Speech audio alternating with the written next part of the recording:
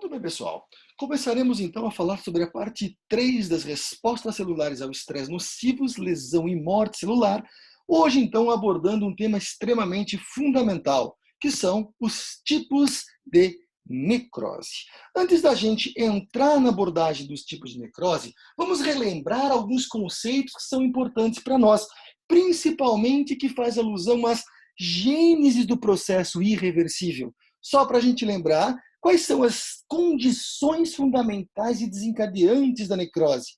Lembrando, não importa qual é o fator de caráter etiológico, mas algumas situações intracelulares elas vão ocorrer, como por exemplo, diminuição de energia em forma de trifosfato de adenosina, danos mitocondriais, perdendo a capacidade de produzir energia ou de uma célula respirar, uma vez que você tem na mitocôndria ciclo de Krebs e a cadeia respiratória funcionante. E se não funciona, você vai matar aquela célula. Lembrando que a célula morre muitas vezes pela diminuição do pH, porque ela faz neoglicogênese. O que é uma neoglicogênese? Ela tende a usar outras sequências ou outras cadeias carbônicas para produzir glicose. E efetivamente, numa fermentação, diminuindo o pH intrínseco celular, degradando, matando, comprometendo a capacidade funcional da célula. Outra coisa importante é o influxo de cálcio. O cálcio é um íon importante, mas uma vez que ele entra num influxo de cálcio desproporcional à necessidade da célula, ele vai proporcionar a ativação de enzimas que degradam fosfolipídios.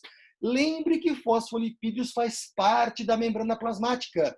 E entre a membrana plasmática intra-extracelular, entrando componentes por dentro da célula, ou ainda eu posso degradar também organelas importantes, tanto mitocôndria quanto lisossomos. Dentro dos lisossomos existe muito material enzimático, o que proporciona, então, degradação intracelular de forma importante. Esses são os principais tipos de condições que levam à célula morte. Mas também existem outros, como, por exemplo, a presença de materiais e radicais livres, entre elas formando peróxido de hidrogênio. Peróxido de hidrogênio também tem uma atividade, entre aspas, enzimáticas, porque tem atividade bioquímica, tem atividade lítica e tem atividade de perder cadeias importantes proteicas. Tá? É importante predizer aqui que os radicais livres talvez estejam mais associados e integrados a processos de mortes programados, porque uma vez que ele está presente, existe o desencadeamento de genes que fazem a morte de uma célula de caráter programado, chamado de apoptose, ao invés de uma morte patológica. Hoje aqui focaremos totalmente a morte patológica, lembrando de alguns preceitos de alguns fluxogramas, como este: danos de ATP, alteração de mitocôndria, a entrada de cálcio, diminuição, olha aí, de uma proteína de Ross que leva aos danos lipídicos, tá? Danos mitocondriais, outras alterações que levam, então, à morte celular em qualquer tipo de situação de gênese. E aqui algumas diferenças, né, num fluxograma de uma lesão reversível para uma lesão irreversível, que na realidade vocês viram no tópico de aula número 1 e número 2, para que a gente pudesse entender um pouco mais os seus aspectos cruciais no desenvolvimento da morte tecidual e da morte celular. Mas o que interessa para nós? O que interessa para nós é como que nós detectamos a morte. No ser humano comum, nós vamos detectar a morte por falha de eletricidade cardíaca, o coração para de bater, de emitir elétrons, de emitir, né, eletricidade, vamos chamar assim, para que o coração continue batendo. Eu não tenho mais pulso, eu perco a capacidade de temperatura, cai demais, eu perco a capacidade de fazer a frequência respiratória, a frequência cardíaca. E na célula? Como é que ela se comporta? Ela se comporta como sinais. Sinais de núcleo, sinais de citoplasma. Mas relembrando aqui que os sinais de citoplasma são totalmente inespecíficos. O que importa para a gente são as alterações importantes e de caráter nuclear. O que vem a mais é agregado. E essas alterações nucleares, ela tem nome e tem forma, que a gente chama isso de lesões ou sinais de necrofanerose. E quais sinais são esses? São os famosos sinais de picnose, ou também chamado de cariopicnose. Temos os sinais de cariorrexia, que é a fragmentação do núcleo, e, consequentemente, a cariólise ou cromatólise, que é muito mais fácil a gente ver no esquema. De uma célula normal, com um núcleo amplo, um núcleo, vamos colocar até vazado, por que não? Nós temos aí a cariopicnose, com o núcleo menor e mais hipercromático. É como se a célula estivesse perdendo estruturas e o núcleo vai diminuindo. Mas à medida em que vai diminuindo, também aumenta a pressão interna. E a pressão interna aumentando, esse núcleo tende a lisar, a estourar. E à medida que ele estoura, esse fenômeno chama-se cariorrexia. E à medida em que a gente vê fragmentos do núcleo jorrados pela região do citoplasma, isso passa a se chamar cariólise, que é o núcleo rompido, a gente vê o núcleo rompido, ou cromatólise. Alguns autores fazem a distinção, cromatólise como se fosse o quê? Perda total e dissolução do aquele resto de núcleo mantido, como se fosse num quadro deste aqui, por exemplo. Ok? Outros autores colocam cariólise e cromatólise como sinônimos. Mas, independente disso, são sinais importantes de necrofanerose e sinais de morte, tal qual você vê nesse slide, neste tecido importante. Ok? Aqui eu vejo, então, olha aí, sinais de vivacidez, células com síntese, síntese de pigmentos, fazendo fagossomos, o núcleo íntegro, membrana nuclear íntegra, embora aqui a gente tenha um corte um pouco mais tangencial, mas olha aqui, núcleo íntegro, né? O núcleo é vesiculoso, vazado, com nucléolos evidentes. À medida em que essa célula começar a sofrer, depois de 4 a 6 horas, o núcleo vai se tornar menor, e olha a cor, em comparação ao slide vizinho, é o mesmo tecido. Nós vamos ter um núcleo mais hipercromático, mais picnótico. Oh, picnótico, sim. Menor significa picnótico. Menor hipercromático, sinais de necrofanerose, chamado de necropicnose ou simplesmente picnose. Aqui eu tenho que o núcleo está fragmentando o processo de cariorrexia e processo, olha aí, de pigmentação do núcleo, esvairindo-se por todo o citoplasma no processo de cariólise. E aqui eu tenho só alguns pontos importantes do núcleo, chamado de cariólise ou cromatólise. Lembrando bem que às vezes eu consigo até identificar, olha aí, sinais de onde o núcleo pré-existia. Isso daqui nos remete também ao sinal de necrose, como cromatólise ou cariólise, ou alguns autores chamam assim, ó, sinais do núcleo fantasma, aonde existia, apenas agora está a aura dele, vamos chamar assim, mas o núcleo totalmente desapareceu. Mas muito bem, relembrando esses conceitos, é importante a gente distinguir que a necrose ela tem sinais, verdade. Mas esses sinais vão ser sempre os mesmos? A resposta é não.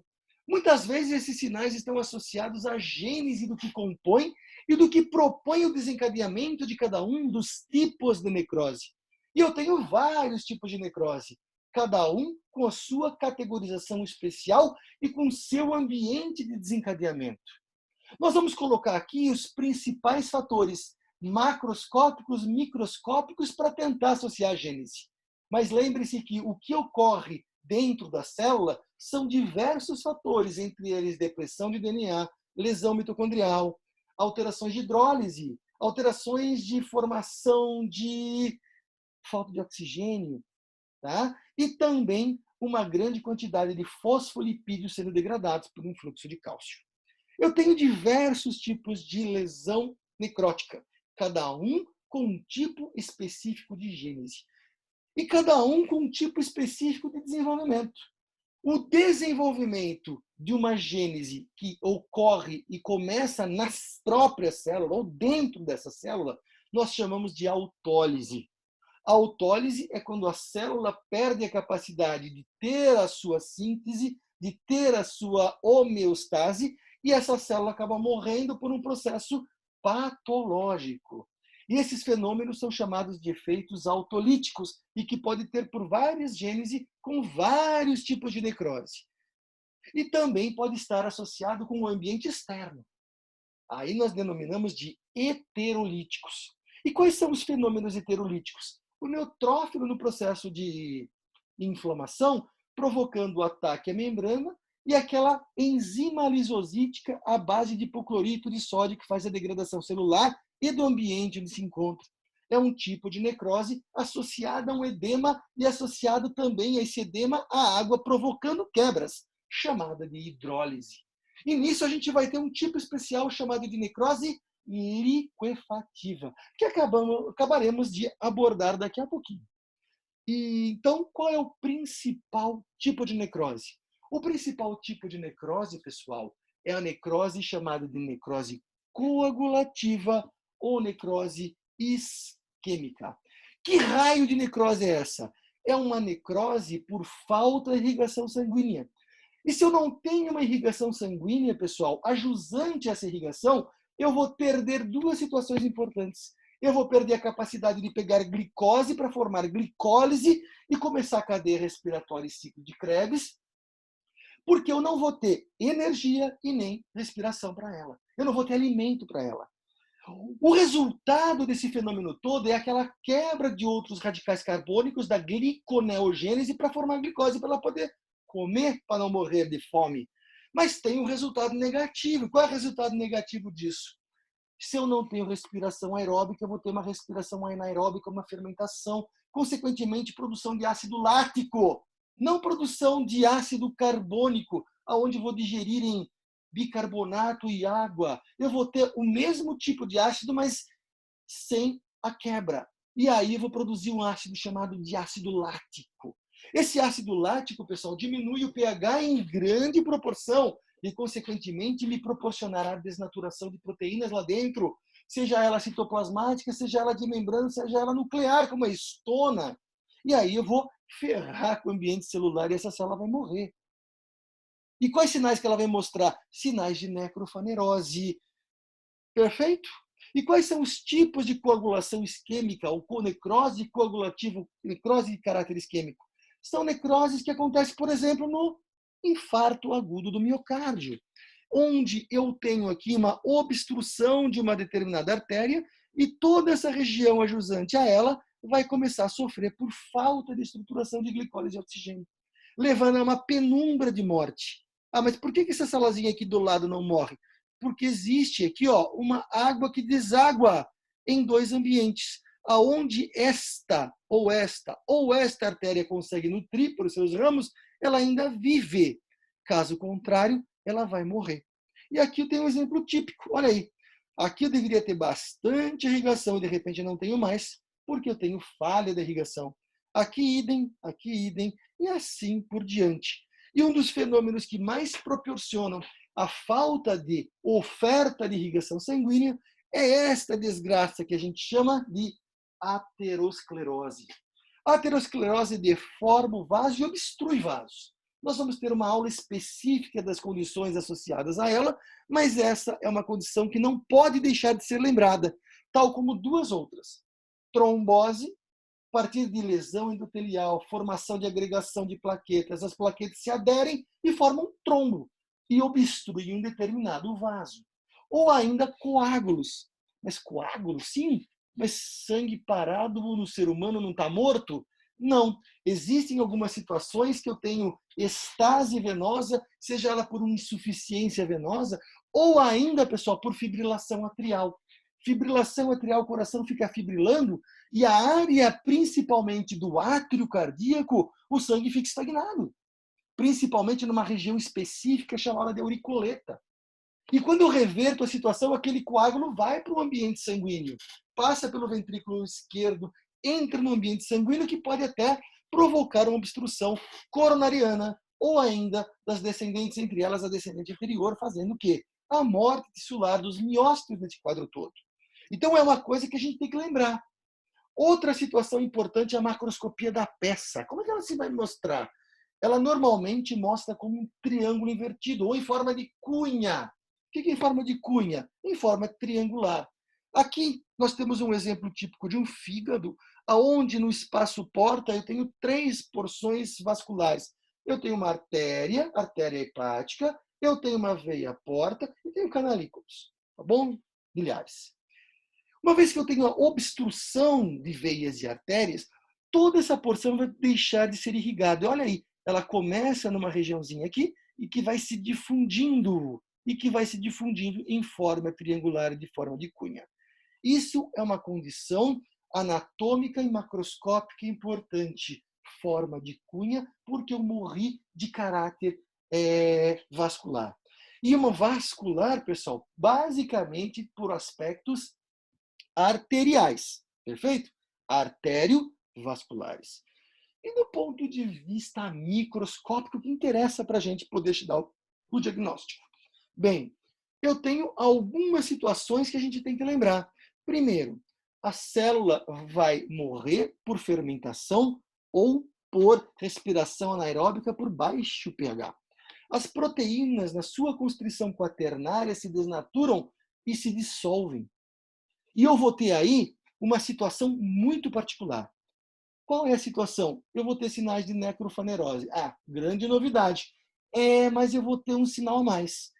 A arquitetura tecidual naquela região de desnaturação de proteína, ela se mantém. Mas eu não entendi. Eu não entendi, professor. É a seguinte situação. Eu tenho um aspecto como se fosse esse aqui. Eu tenho uma área necrótica e uma área normal. E aqui eu consigo ver células e eu consigo ver núcleos. E aqui eu consigo ver o arcabouço dessas células, mas eu perco os núcleos, sinais de necrofanerose. É como se essa degradação proteica ou a desnaturação proteica fosse um ovo frito. Olha aí, eu tinha a albumina daquela clarinha que, de repente, com a temperatura, desnaturou. Eu mantenho a arquitetura do ovo, mas o ovo está diferente, agora está frito. Mas a arquitetura é a mesma, ok? E é essa situação que a gente vai ter que começar a pensar quando a gente pensa em necrose do tipo isquêmica. Isso é um sinal só da necrose isquêmica? Sim. A manutenção da arquitetura tissular, da arquitetura tecidual, é exclusiva da necrose isquêmica. E os sinais de necrofanerose? Esse não. Mas o que eu tenho de agregado citoplasmático, vamos colocar assim, ela é exclusiva deste tipo de necrose especial. E como eu passei e ainda não disse para vocês, a morte por necrose isquêmica ou a morte de uma parte tecidual por uma necrose isquêmica tem nome, chamado-se de infarto. Quer dizer que o infarto do miocárdio é isso? Sim. Mas e no rim? Infarto renal. E se for no mesentério? Infarto mesentérico. Por quê? Porque morreu por falta de irrigação sanguínea. Perfeito? Isso é uma situação que ocorre neste rim, né? Lembrar do ovo frito como principal aspecto para que a gente possa lembrar. Como neste baço, eu tenho aqui toda a polpa branca morta, aonde eu mantenho a arquitetura. Mas o que muda para aqui para cá? Eu não vejo os núcleos, sinais de necrofanerose. Mas a arquitetura continua preservada. Para lembrar vocês, aonde corre com grande facilidade? Musculatura cardíaca, estriada cardíaca. Isso é uma região onde vocês vão ver muito tipo de infarto, por falta de irrigação, seja por trombo, seja por coágulo, obstruindo o coronário, obstruindo a descendente anterior, a diagonal, que seja circunflexa. Não vou falar todas as artérias que ocupam o coração, mas se eu tivesse que fazer uma biópsia nesta área, o que eu encontraria então? Eu encontraria manutenção do arcabouço tissular. Eu consigo ver aqui, olha aí, desculpem, fibras cardíacas, ok? Como você sabe que é fibra cardíaca? Olha esse detalhe dessa estrutura. Olha esta estrutura. Isso aqui é um sinal patognomônico, histológico de adesão de fibras cardíacas, chamada de disco intercalar, que só tem no coração, ok? Eu tenho sinais de núcleos fantasmas, eu tenho cariopicnose, tenho aqui, cariorex, e tenho aqui perda de cromatólise ou cariólise, característico de sinais de necrofanerose. E como eu detectei que isso é musculatura cardíaca, consequentemente, uma isquemia, levando a um quadro de morte. Como chama morte mesmo? Infarto. Infarto por falta de irrigação sanguínea. Tá ok, pessoal? E aqui? Aqui é uma necrose também que manteve o arcabouço. E fácil de reconhecer. Olha aí. Glomérulos. Tá? Túbulos contorcidos. Aqui eu não consigo ver se é proximal ou distal, mas eu tenho aí um córtex renal Infartado. Infartado por quê? Porque eu vejo a manutenção da arquitetura característica de coagulação de proteínas. E eu tenho necrose de caráter por falta de irrigação sanguínea, um fenômeno chamado de isquemia. Isquemia é falta de irrigação sanguínea, levando aquele tecido a ficar mais esbranquiçado, não é isso? Porque falta irrigação de sangue. Então, o que eu preciso guardar? Permanência de arcabouço tecidual. É característica histológica ou histopatológica de necrose isquêmica. De novo, permanência de células do arcabouço tissular sem núcleo, sinais de necrofanerose, é característico de quê? De necrose isquêmica e que a gente predomina fatores autolíticos. Por quê? pH diminuindo, falta de oxigenação, falta de ATP, e aí a célula vai acabar morrendo. Perfeito? E a liquefativa? A liquefativa é um tipo de necrólise predominantemente heterolítica, por heterólise. Eu vou ter aí vários fatores que acontecem. E aqui eu tenho um sistema nervoso central, evidentemente com um parênquima comprometido. Cistificado, olha aí, ele é bem delimitado e forma uma pasta. Esta pasta eu perco a capacidade de manter a arquitetura tecidual. Eu não vejo a arquitetura tecidual. Eu não consigo detectar aí células. Tá? Eu vejo uma maçaroca de células digeridas. Por quem? Por água. Por um neutrófilo que pode ter aí por uma encefalite. Por um pus, por uma região de abscesso. Pode ser por qualquer coisa. Mas tem uma situação que vale a pena a gente discutir, que é a famosa isquemia, ou pelo menos a obstrução dos vasos que irrigam o parênquima encefálico. Mas aí na necrose isquêmica, deveria ser. Mas no cérebro ele funciona de forma diferente. Mas como funciona de forma diferente? Vamos lá. O cérebro, pessoal, ele funciona das proteínas de membrana do neurônio, das células da glia, um pouquinho diferente. Eu não tenho, por exemplo, limites para entrar glicose no cérebro. Por quê? Porque se eu tivesse limite, se eu tivesse diabetes, eu morria. Porque o neurônio precisa de uma alta demanda energética. Então eu tenho o quê? Perda de proteínas de membrana, porque o neurônio precisa que entre rápido e de forma incisiva, portanto ele entra por difusão. Água, eu também não tenho as aquaporinas, mantendo o ambiente interno, o ambiente externo de forma osmoticamente controlado. Eu não tenho algumas proteínas como sódio, por exemplo, o sódio entra, o sódio sai, formando uma eletricidade de membrana plasmática e na demanda da condução do neurônio. Então, todos esses pequenos detalhes é importante a gente colocar aqui. E mesmo que eu tenha uma trombose ou uma obstrução vascular, esse vaso ele muda sua configuração. Como? Ele muda por quê? O vaso, pessoal, o volume vascular ele é controlado dinamicamente, basicamente assim por duas pressões. Uma pressão chamada de pressão hidrostática, que é aquela pressão que tende a manter o quê? O líquido tão intenso que ele tenta jogar para fora. Mas eu tenho proteínas lá dentro do vaso que tenta chupar de novo essa água, mantendo o volume constante intravascular. O fato é que, quando eu tenho uma situação de que eu perco ou oblitero um vaso, esse vaso entra em vasoespasmo e ele acaba se dilatando. Essa dilatação provoca um aumento da quantidade, pessoal, de água ali dentro. E essa água precisa extravasar. Essa água se extravasa para o interstício, num fenômeno chamado-se de edema vasogênico. E à medida em que esse edema se permanece e se difunde pela área de parênquima cerebral, ou pelo menos do interstício cerebral, nós temos aí um edema intersticial. Lembre-se, para onde vai essa água? Essa água, além de diluir o sódio extravascular, provocando uma alteração de comportamento de equilíbrio eletrolítico intra e extravascular, vai fazer com que toda essa água tenda a entrar no neurônio, por difusão, provocando, então, uma hidrólise neuronal e uma liquefação de todo o conteúdo de proteínas de dentro da célula quanto de fora, fazendo com que toda aquela celularidade, com toda aquela matriz que o envolve, num processo de digestão por água. E você perde a capacidade de manter a arquitetura, porque hidrolisa. Eu vejo uma pasta de água.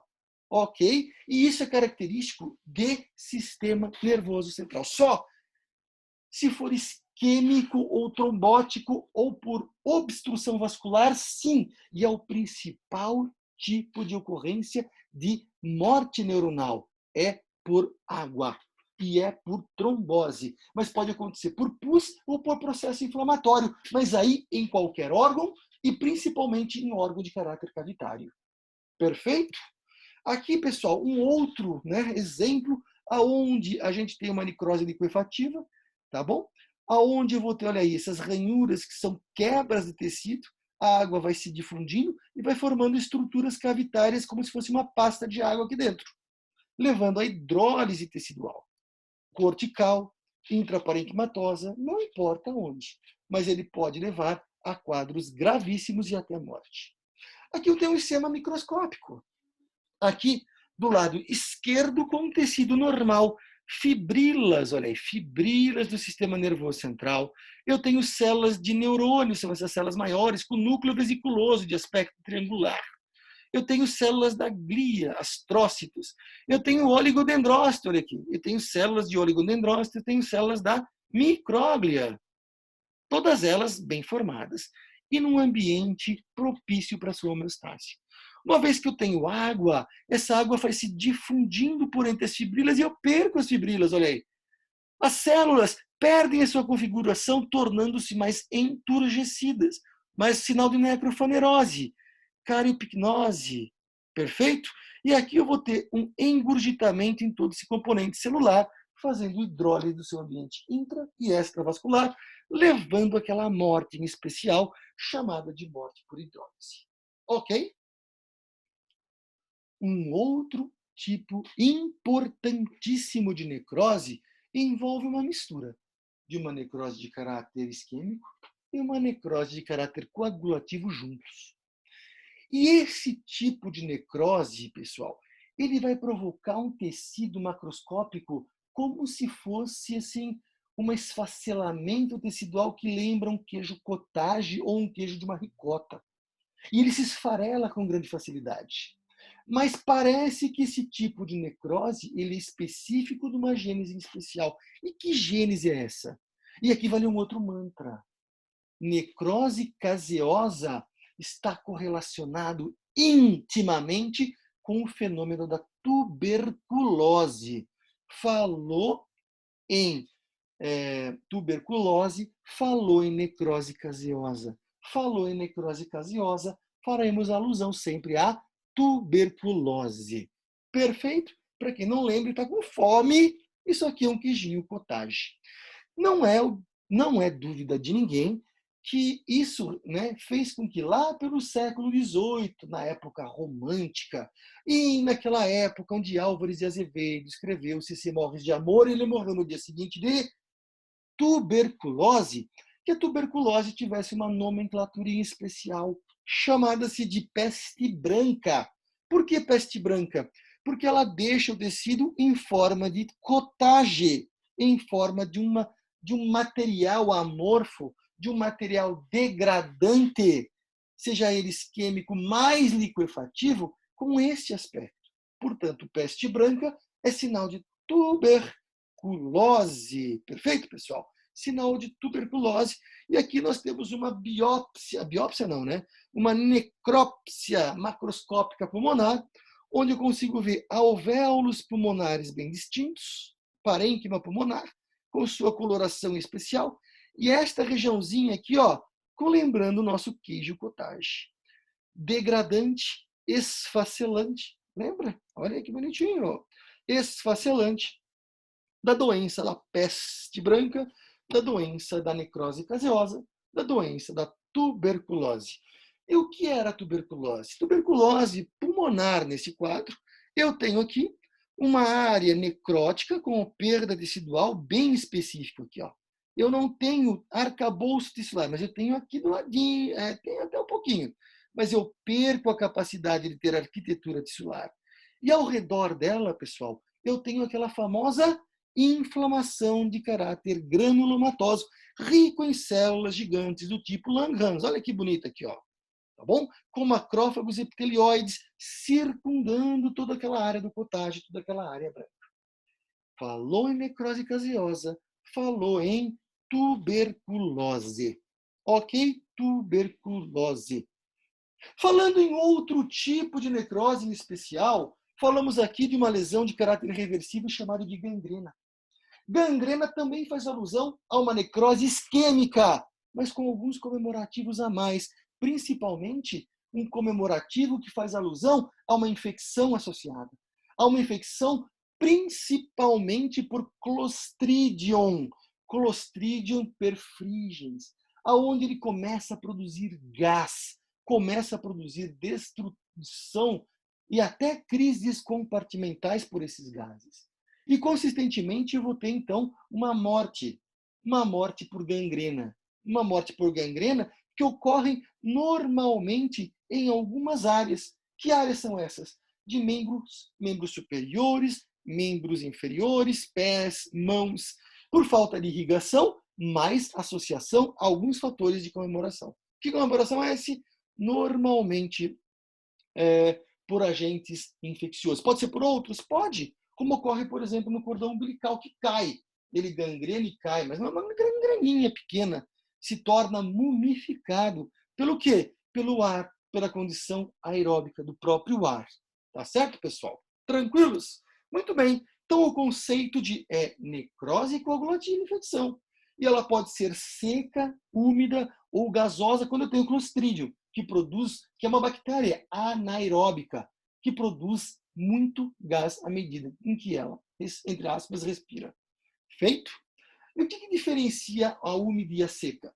Vamos entrar em detalhes na seca, e aí o que não for seca é de caráter úmido. O que é seco? Seca, pessoal, é quando eu tenho necrose pura. Eu vou ter necrose predominante em todo o tecido, e esse tecido entra num processo de mumificação. Mumificação, mas mantendo, às vezes, o pezinho ali. E a necrose se evidencia. Como ocorre aqui, por exemplo. Processo de mumificação, eu tive que fazer a amputação do pé, olha aí, não tenho vitalidade nenhuma desse pé. Aqui eu tenho uma necrose de caráter seco, e aqui eu tenho um caráter úmido. Olha aí, eu tenho brilho, eu tenho eritema, tá? Mas eu tenho aqui morte. Se eu tocar aqui dói? Não. Aqui não. Aqui dói pra caramba, mas aqui não vai doer mais. Tá bom? Tranquilos? E o que é necrose gordurosa? Necrose gordurosa, pessoal, são necroses associadas a um tecido especial, que é um tecido onde eu tenho gordura. Onde eu tenho gordura, eu posso provocar a morte desse tecido por dois mecanismos muito particulares. Que mecanismos são esses? O mecanismo de trauma. Lembre-se que o adipócito em si, ele mantém no seu interior uma grande quantidade de triglicerídeos. Uma vez que eu bata e eu rompa o famoso adipócito, esses triglicerídeos eles são derramados pelo ambiente intersticial. Esse ambiente intersticial faz com que esses triglicerídeos eles se liguem, eles se, digamos assim, adiram a grande quantidade de sais, principalmente alcalinos. E uma vez que esses triglicéridos ou esses ácidos graxos se liberam e junto com os sinais alcalinos, eles sofrem um processo chamado de saponificação. Saponificação, para vocês terem uma ideia, é a mesma coisa que o formol faz. Ele mantém o tecido ali, ele preserva o tecido, mas mata. E é isso que acontece quando você tem o quê? O derramamento desses triglicéridos para fora do ambiente intersticial. Tá bem? Mas como ele chega até lá? Por vaso. Ah, mas não tem no interstício? Não. Ele passa por vaso e tem um momento de passar por pneumonícron, por micélios, mas eles não ficam no ambiente extracelular. Quando ficam, pessoal, saponificam, que é um componente de uma reação bioquímica associado principalmente a sais de caráter básico, a sais alcalinos. Tá bom? Tranquilos? E aonde ocorre esse trauma? Ocorre em regiões de alto teor de gordura, normalmente em mama. Mama é muito comum ocorrer esse tipo de necrose, pessoal. Às vezes a mulher tem dor na mama, tem alterações da mama, acha que é câncer, mas bateu, bati e necrose, ok? E também pode ocorrer nas nádegas. Nas nádegas, o rompimento dos adipócitos, né? Junto com os panículos adiposos dessa região altamente muscular, glútea, pode provocar, então, este quadro importante. Feito? Outra coisa importante, pessoal. Eu posso ter uma lesão de caráter enzimático, aonde a enzima chamada de lipase digere tudo. E isso é muito comum acontecer no pâncreas. O pâncreas, pessoal, na sua porção exógena, daquelas células importantes serosas que produz tanto amilase pancreática como lipase, manda essas enzimas inativadas pelo ducto de Wilson até o colédoco, aonde ele vai ser ativado e aonde ele vai começar a sua ação lá no duodeno para fazer a emulsificação de gordura e para fazer a digestão gordurosa também, por que não dizer assim? Tá bom? O fato é que se eu tiver uma obstrução do ducto de Wilson, por exemplo, por um cálculo que sai da vesícula biliar e chega até ali, esse material que era inativo bate, ele acaba sendo ativado, mas ele acaba regurgitado para a região interna do pâncreas e digere o pâncreas, fazendo uma degeneração de caráter gorduroso por lipase. Mas a gordura em si degenerada vai acontecer aonde? No peritônio, que é rico em gordura, no epíplon, por extravasamento de amilases pancreáticas ou enzimas pancreáticas ativas, fazendo a degradação nesta área em especial. Tá certo? Então, lembrar desses pequenos detalhes. E uma coisa importante, ela pega e ela consome cálcio. Quanto, né, numa pancreatite, por exemplo, quanto menor os níveis de cálcio do paciente, mais grave a doença, porque mais lipase está consumindo cálcio. Tá bom? Isso é só apesar de uma dica para vocês aí em pessoas que têm amilase pancreática ou uma pancreatite por um extravasamento da amilase pancreática. E aqui um tipo de epiplom, pessoal, com várias necroses gordurosas. Aqui eu vou ter, ó, várias regiões aqui, ó, mais adelgaçadas, como se fosse o epiplom mais endurecidinho, né? Aqui eu tenho um quadro bem interessante de uma área importante, onde eu vou ter o endurecimento por necrose e calcificação posterior. Ele ocupa cálcio, ele pega cálcio e calcifica mesmo, dessa região do epiplom. E aqui eu vou ter aquela área onde eu tinha, olha aí, onde eu tinha toda a membrana plasmática, aonde ela foi rompida e todo o seu material se extravasou. Se extravasou, se saponificou e destruiu o tecido. Mas eu tenho uma arquitetura ainda do tecido, entre aspas, íntegro, né? Mantido, que são os adipócitos, mas não tem núcleo, olha aí. Portanto, se não tem núcleo, sinais de necrofanerose, por morte de tecido de caráter gorduroso. Ok? O que é uma necrose gomosa? Opa, ficou erradinho aqui, mas o que é uma necrose gomosa, pessoal? Necrose gomosa é um tipo de necrose específico da sífilis. Da sífilis. É uma necrose de caráter isquêmico, mas que ocorre na sífilis. Por que é uma necrose sifilítica? Necrose sifilítica terciária. É uma necrose sifilítica terciária aonde eu vou ter modificação importante, e essa modificação importante clinicamente vai me dar um aspecto de uma goma arábica, de uma bala de goma. Mas é muito peculiar e muito característico da sífilis. Ok, pessoal? Esses são os principais tipos de necrose que a gente precisava guardar. Dentre esses principais tipos de necrose, eu colocaria em evidência a necrose isquêmica liquefativa e a caseosa, que são os principais tipos com que você vai dar uma de cara na vida acadêmica e na vida profissional de cada um de vocês. Perfeito? Muito bem, pessoal. Finalizamos aqui um quadro de necrose e coloco à disposição de vocês para qualquer dúvida. E a partir da próxima semana, entraremos com um novo âmbito de um novo módulo, que é a câncer e a famosa carcinogênese. Vejo vocês até e boa semana a todos.